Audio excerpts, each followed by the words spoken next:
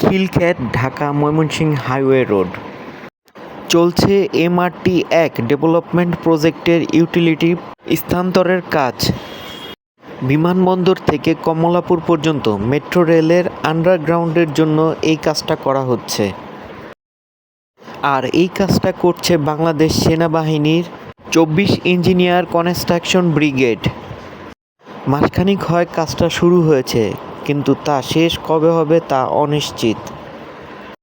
যারা নিয়মিত এই রোডটা ব্যবহার করে একমাত্র তারাই জানবে কী পরিমাণ যানজট হয় এই রোডে।